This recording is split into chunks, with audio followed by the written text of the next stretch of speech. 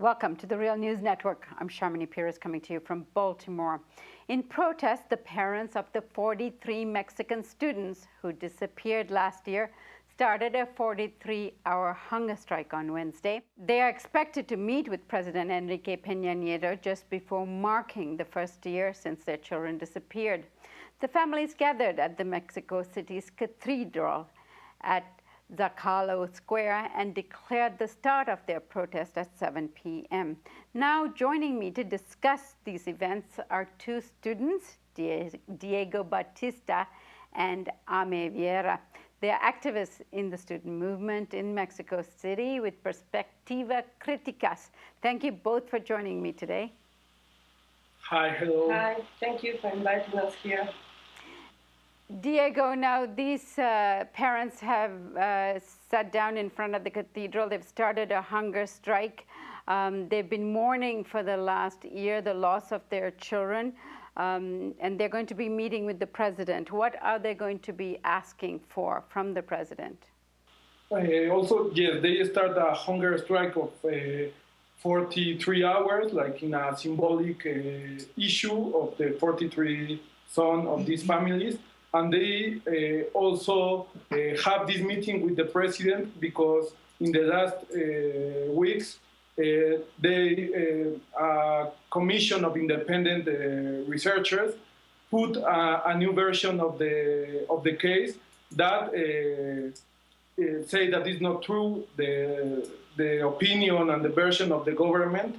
So they are asking for answers and also for the life of their sons. Ami, you have been organizing on the ground in Mexico City. This movement is building. More and more students are joining the movement. Give us a sense of the level of frustration and the kind of organizing that is going on in the city at the moment.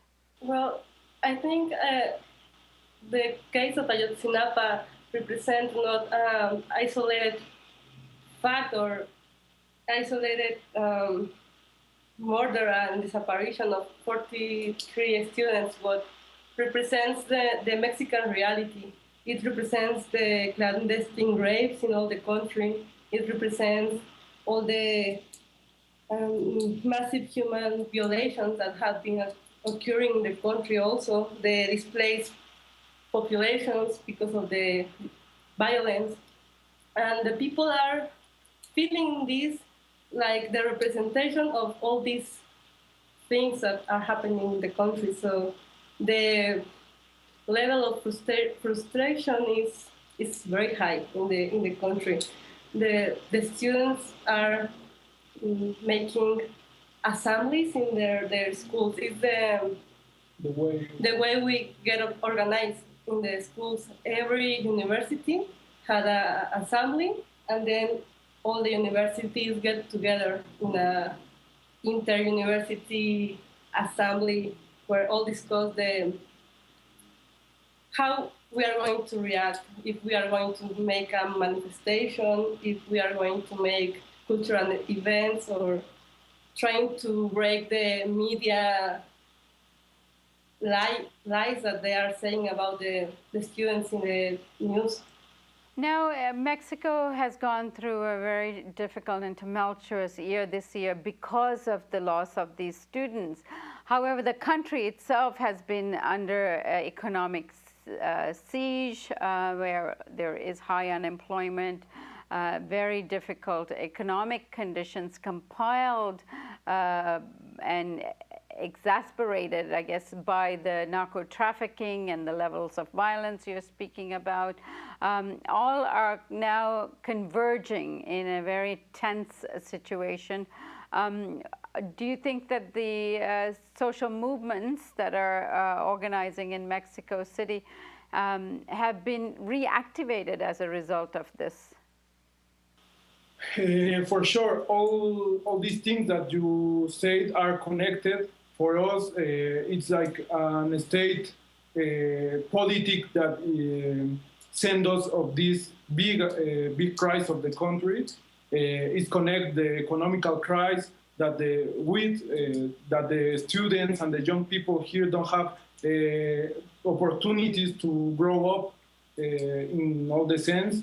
And also, we think that the positive thing in this case is that we have a lot of resistance, like in the small villages, also in the cities of the working movement, and also for the students. So for us, the goal is that all these different resistance can be unit for fight, first of all, for the 43 students of Ayotzinapa, but also for change the political way that is being Mexico. It appears that you are in a moment where you can actually gather the empathy of the people that can really relate to the parents, and it's a moment to really organize and build a movement, which some people are calling the second revolution in Mexico in the works. Do you think that will come about? We are critical about that the possibilities.